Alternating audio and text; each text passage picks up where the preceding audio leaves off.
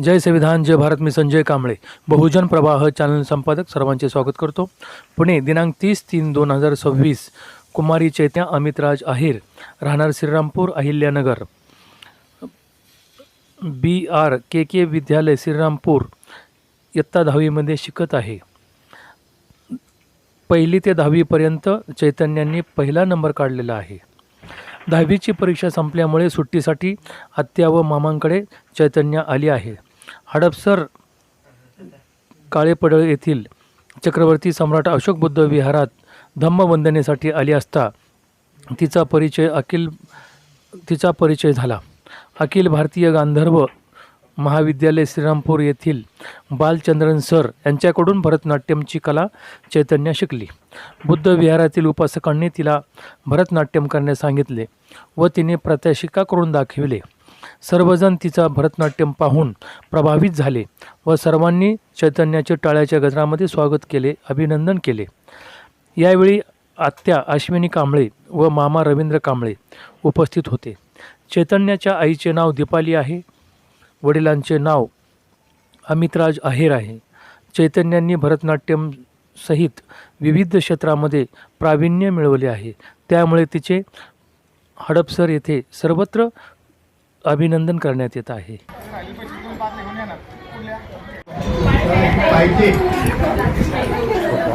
कुठले होते हो? शाळा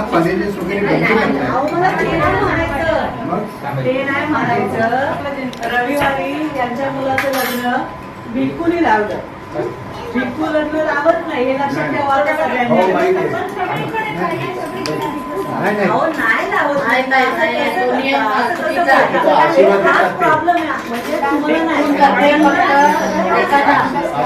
फक्त आशीर्वाद गाथा करायचे आणि जे आहेत ना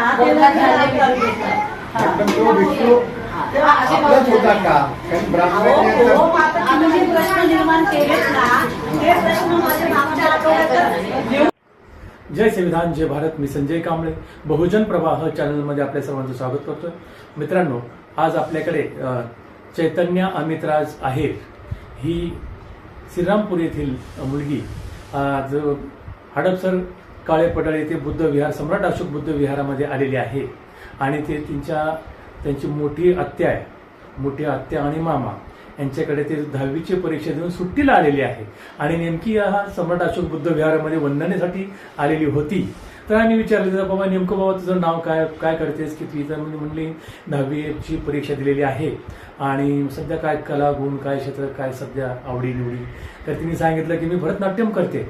अरे वा, खूप छान म्हणे, नाही का, तर आम्हाला प्रात्यक्षिका करून दाखवशील का? तर तिने न लाजता न संकोच बाळगता तिने आम्हाला बुद्ध विहारामध्ये प्रात्यक्षिका करून दाखवलेली आहे.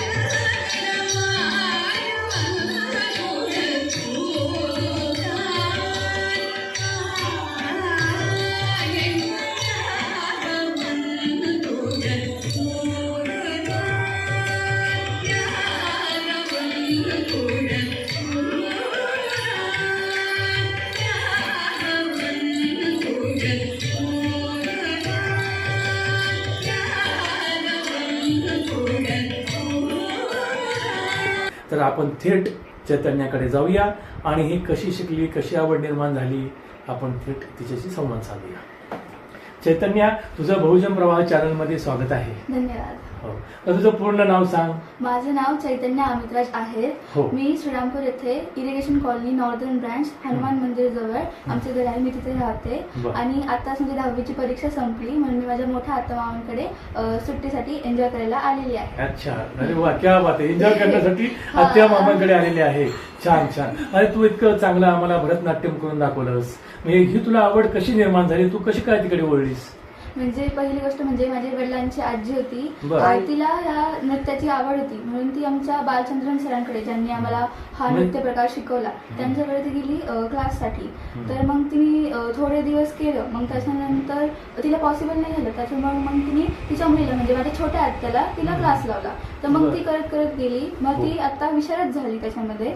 तर मग ती जेव्हा जायची त्याच्यासोबत मी पण तिच्यासोबत जायचे. तेव्हा मी 5-5.5 वर्षाची होते. अच्छा. मग मला ती गोडी निर्माण झाली ते बघून बघून. तर मग मी 5.5 वर्षाची असल्यापासून तो डान्स करते असं अच्छा. तिच्यासोबत. हो. आता समजा घरामध्ये हे भरतनाट्यम करणं खूप अवघड आहे.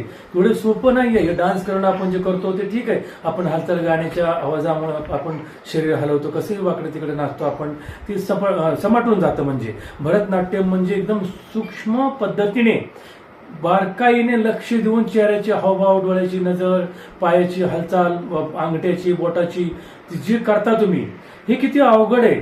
मग हे करत असताना तुला कसं काय म्हणजे असं कसं सोपं जाते का अवघड वाटते काय नेमकं? नाही म्हणजे सुरुवातीला मला थोडं अवघड वाटलं. मग हो. आमचे जे सर होते ते म्हटले की तू फक्त बस आधी बघ की तू मोठ्या मुली कशा करतात ते. अच्छा. मग मी 1 महिना 2 महिना बसले होते आणि निरीक्षण करायचे की कसं करतात ते. त्यानंतर मग मी जेव्हा 5.5 वर्षाचे झाले तेव्हा सरांनी मला फर्स्ट इयरला ऍडमिशन घेतलं. मग मी करायला लागले.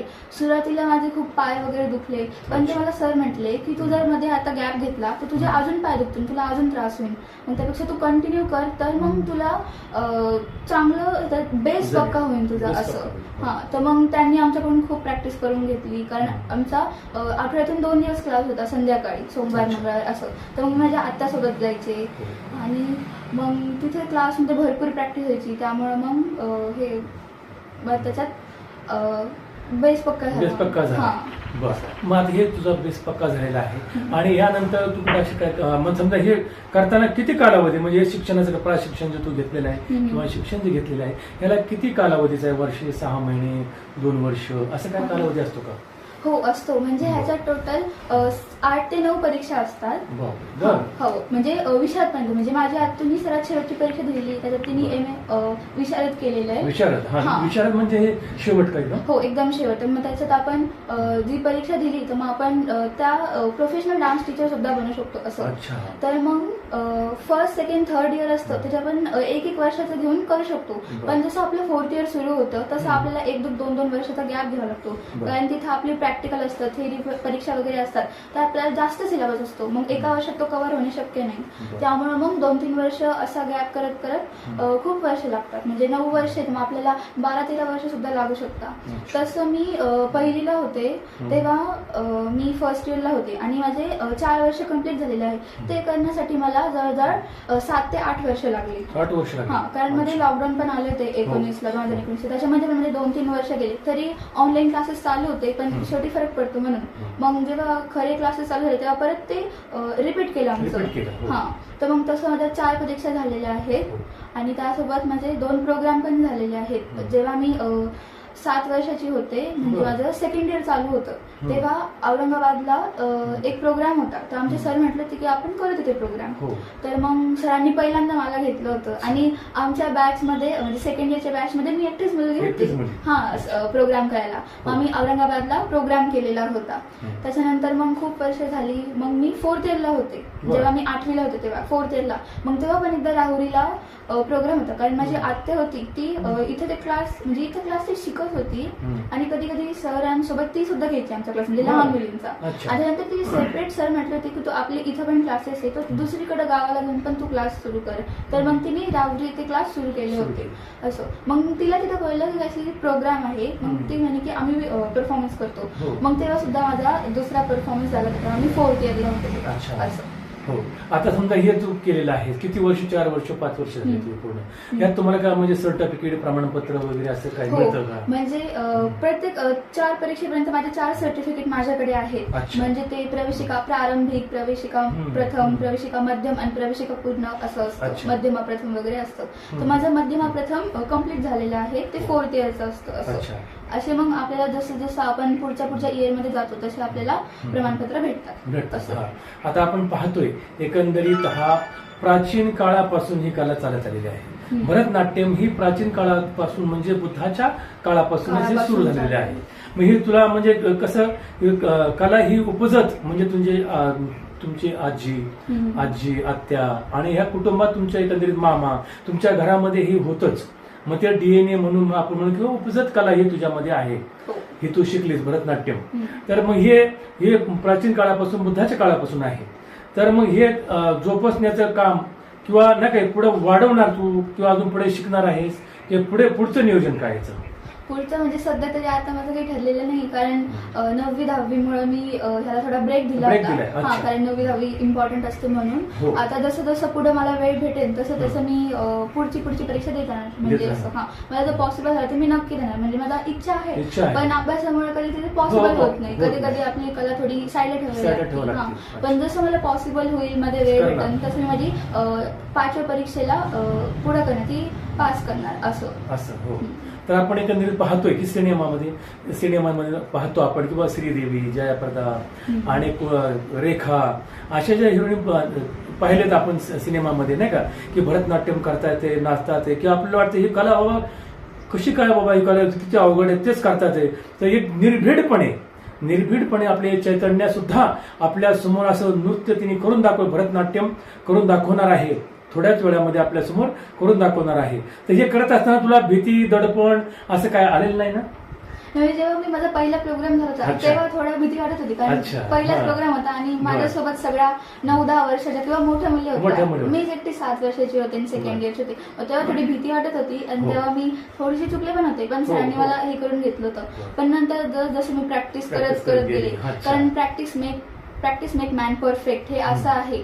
तर मग जशी जशी आपण जास्तीत जास्त प्रॅक्टिस करू तसं मग आपण त्याचं हे होणार, एक्सपर्ट होणार त्याच्यात असं. मग मी प्रॅक्टिस करत गेले. मग आता माझा 8वीला असताना प्रोग्राम केला, आता पण प्रोग्राम केला. तर मग तेव्हा मला भीती नाही वाटली, कारण आपली प्रॅक्टिस झालेली असते असं.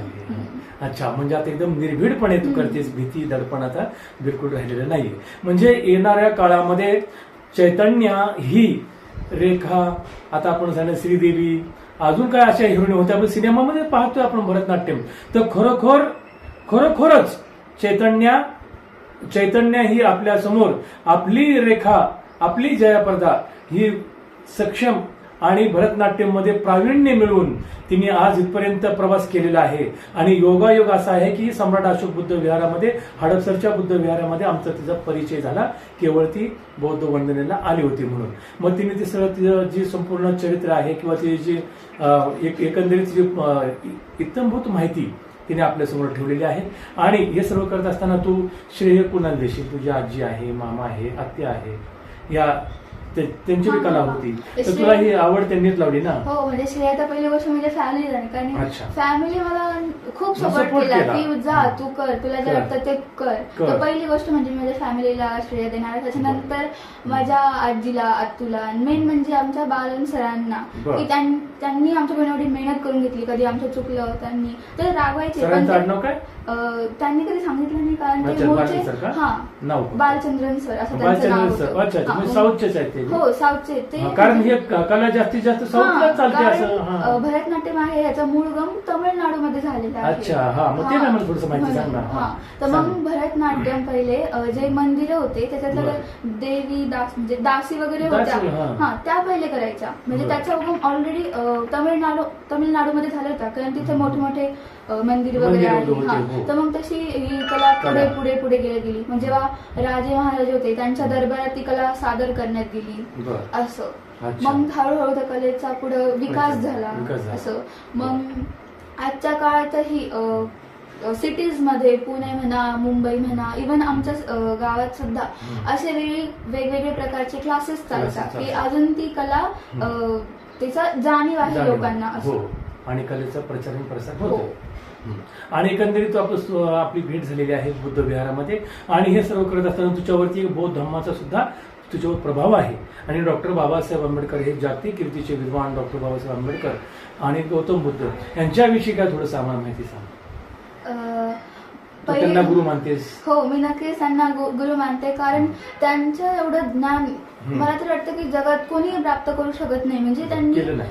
केलं नाही. कारण त्यांचं एकच होतं की माझे जे सगळे लोक आहे बहुजन समाजाचे लोक बहुजन असतील. समाज, ते त्यांना एकच सांगत आले की शिका, संघटित व्हा आणि संघर्ष करा.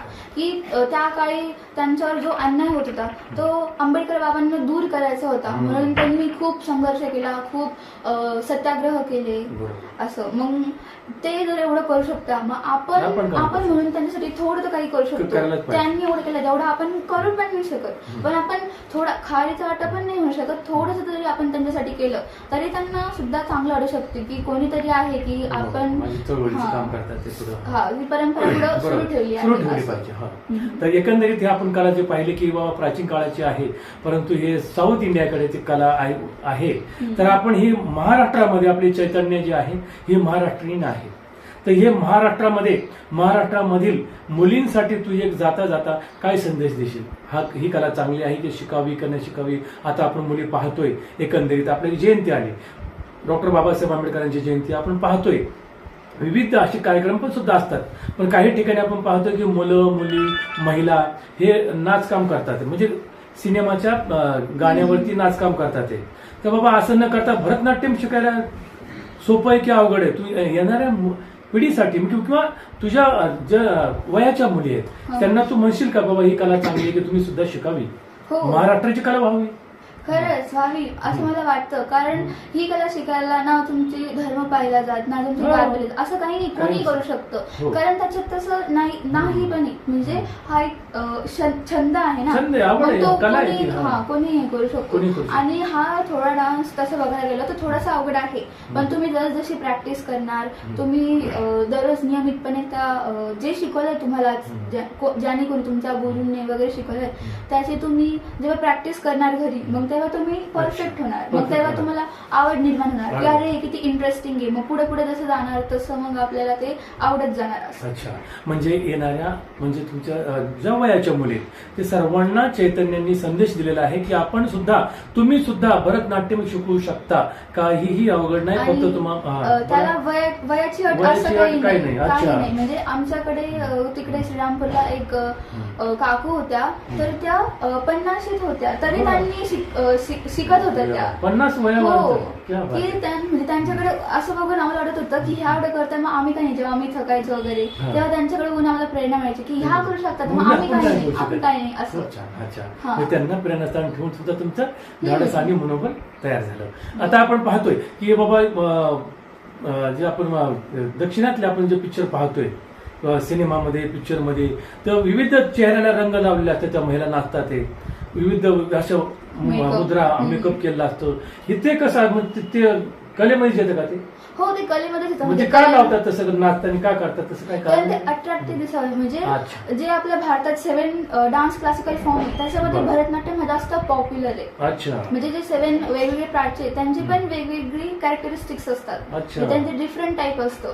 तर मग भरतनाट्यम त्याच्यामध्ये पण आहे. त्याच्यामध्ये वेगळ्या कलरचा ड्रेस असतो, म्हणजे वेगवेगळ्या कलरचा मेकअप असतं. पहिली गोष्ट म्हणजे आपले जे आयब्रो असतात हे असतं ते ब्रॉड करतात, कारण जेव्हा आम्ही डोळ्यांचं इकडे तिकडे बघतो तेव्हा ते नीट दिसले पाहिजे म्हणून. आणि हाताला आलता वगैरे लावून ते गोल काढून आम्ही असं करतो, किंवा आम्ही जेव्हा मुद्रा वगैरे पकडतो तर ते समोरच्याला नीट दिसलं पाहिजे. आणि त्यासाठी आलता लाल रंगाचा असतो, मग ते अजून खुलून दिसतं की आम्ही असं मुद्रा करतोय. आपण नॉर्मल हाताने केलं तर मग कोणाचं लक्ष नाही जात, पण जेव्हा आम्ही आलता लावून करतो तेव्हा सगळं लक्ष तिथे अट्रॅक्ट होतं असं.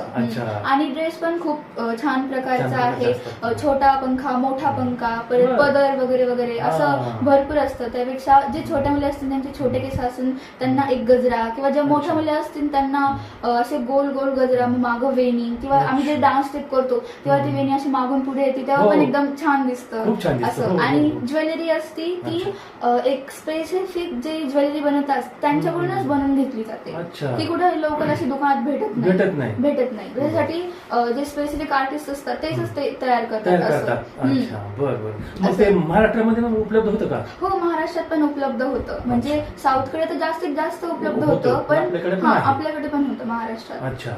मग आता हे मेकअप वगैरे करतात, मग असं करून तू कधी केलेस का?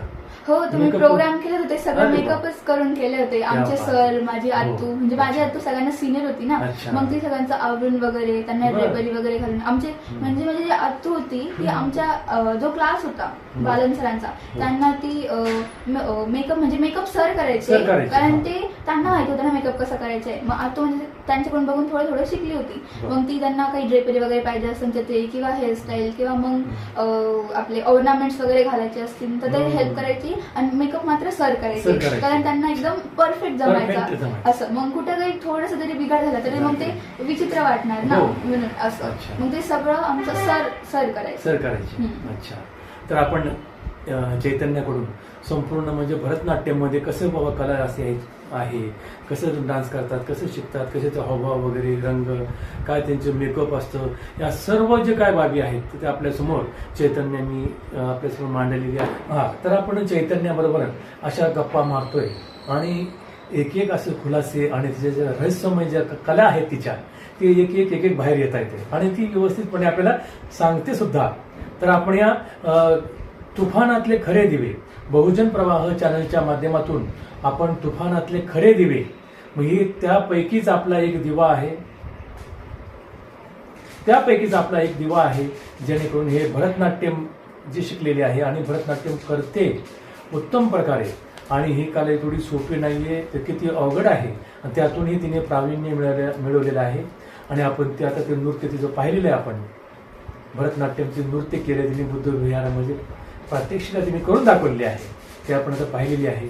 आणि चैतन्य, आपण हे भरतनाट्यम तर आपण पाहिलेलंच आहे, उत्तम प्रकारे चांगलं केलेलं आहे, त्यासाठी हार्दिक शुभेच्छा तुला. थँक्यू. आणि ह्या ज्या कला आहेत हे तर तू केलेलीच आहेस, यानंतर अनेक अशा दुसऱ्या काय कलेचा आवड तुला, काय काय करतेस? म्हणजे मी जेव्हा 8वीला होते तेव्हा बरं. आमच्या शाळेमध्ये एलिमेंटरी जी शासकीय रेखा चित्रकला परीक्षा असते तर हो. त्याला मी बसले होते. अच्छा. तशा 2 प्रकारच्या, एक एलिमेंटरी आणि एक इंटरमिडिएट. हो. तर जेव्हा मी एलिमेंटरीला बसले होते तेव्हा मला कोणी गाईड करणार नव्हतं. अच्छा. तर मग जेव्हा असे 3 ग्रेड असतात ABC, मग तेव्हा मला काही नव्हतं, माझ्या स्वप्रयत्नाने मी गेलो होते तेव्हा मला C ग्रेड पडला होता. आणि त्याच्यानंतर मला कळालं की जी इंटरमिडिएट असते परीक्षा हो. त्याच्यात आपल्याला ग्रेडनुसार आपल्याला 10वीला मार्क तेवढे भेटतात ऍडिशनल. अच्छा. तर मग मी म्हटलं आपल्याला जर पाहिजे असेल मग तेव्हा आपण थोडी प्रयत्न करू आणि आपलं मार्क चांगले मिळू. तर मग त्याची प्रॅक्टिस केली ड्रॉइंगची खूप. मग असं करत करत मी युट्यूबवरचे व्हिडिओ बघितले. अजून माझे छोटे मामा आहेत त्यांनी पण मला गाईड केलं. अच्छा. असं मग असं करत करत मग मी इंटरमिडिएटला बसले. तर त्याला मी खूप मेहनत केली होती, दिवस रात्र मेहनत केली होती. मग तेव्हा जेव्हा निकाल आला तेव्हा आमच्या शाळेतून मी आणि माझी एक फ्रेंड होती, आम्हाला दोघींनाच A ग्रेड पडला फक्त, अच्छा. बाकीच्यांना वेगवेगळे ग्रेड पडले. हा, तर मग ते आता 10वीला मी जी परीक्षा दिली त्याच्यात ते 7 मार्क मला वाढून भेटतील असं. मग तो पण एक फायदा झाला, छंद असलेला ड्रॉइंगचा. अच्छा. बरं. अजून दुसरी अशी काय कला, नेमकी अजून दुसरी अशी काय कला, अजून काय करतेस? अजून म्हणजे माझी मोठी आत्या आहे, हो. ती एक आर्टिस्ट आहे, ती आर्ट अच्छा. टीचर पण आहे. बरं. तर मग तिच्याकडून मी लहानपणी लहानपणी, हा. शिकले. तर मग ती स्क्रॅपबुक असे वेगवेगळे विविध बनवत होती, हस्तकला वगैरे, तर ओरिगामी वगैरे असे बनवत होती. तर बरं. तिच्याकडून मी स्क्रॅपबुक बनवतात ना तसे मी शिकले होते. तर बरं. मी आमचे जे आता ऑनलाईनचे जे प्रवीण सर होते, प्रवीण रंदळे सर, म्हणजे बरं. मोस्टली 10वीच्या मुलांना माहिती माहिती असते की असतं. प्रवीण रंदळे सर कोण आहे. तर मग त्यांचं जेव्हा मीटअप होतं पुण्याला तर तेव्हा मी त्यांना माझी स्वतःच्या हाताने स्क्रॅपबुक बनवली होती मेहनतीने आणि त्यांना दिली होती की ऍज अ गिफ्ट म्हणून. म्हणजे तुम्ही Gift म्हणून आमच्यासाठी दिली एवढं होती. केलं तर मग थोडंसं खाली थोडं असं. अच्छा. हा. बरं. अजून दुसरी काय कला, अजून काय काय असं आहे, काय काय ते बाहेर घेऊन दे आम्हाला, जरा आमच्या प्रेक्षकांना जे पाहतात त्यांना सुद्धा बाबा कळू दे. अजून काय कला आहे तुझ्याकडे? भरपूर कला आहेत बाबा, नाही का? खूप छान. हा, सांग मला अजून काय. तसं म्हणजे विशेष काही नाही, बरं. पण मग मी म्हणजे आतू आत्या दोघी आर्टिस्ट होत्या. तर मग त्यांनी पण थोडं थोडं मेहंदी वगैरे मेहंदी रांगोळी तसं मेहंदी रांगोळी आणि ते काय कानातलं काय तर क्विलिंग हा. टाईप ऑफ क्राफ्ट असतं ते बरं. म्हणजे छोटी आत्तून मोठी आत्या दोघी करायच्या. मग त्यांच्याकडे बघून बघून मी थोडं शिकले शिकले होते. होते. त्याला पण आता गॅप पडलाय 3-4 वर्ष अच्छा, झाली बरं. अभ्यासामुळे असं गॅप हा, पडलाय. बरं. म्हणजे ही 10वीची परीक्षा तू हा. दिलेली आहे. हो दिलेली आहे. दिलेली आहे. आता जो काही फ्री टाइम आहे त्याच्यामध्ये मी परत आत्मसात करते, हळूहळू करते. खूप छान. म्हणजे अजून प्रॅक्टिस चालूच आहे म्हणजे तर मग खूप ते छान. जसं अभ्यासाच्या ह्याच्या झाली ते सुटलं होतं तर मग मी परत ते गेन करते. अच्छा, खूप छान.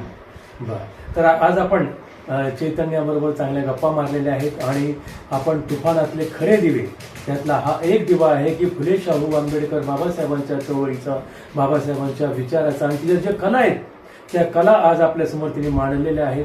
तिचे जे मत आहे, विचार आहेत ते सुद्धा आपल्यासमोर मांडलेले आहेत. तर आपण सर्वांनी हा व्हिडिओ पाहून तिला भरभरून शेअर करावं, लाईक करावं, सबस्क्राईब करावं अशी आपणास विनंती आहे. आणि आपलं बहुजन प्रवाह चॅनलमध्ये चैतन्या स्वागत. धन्यवाद.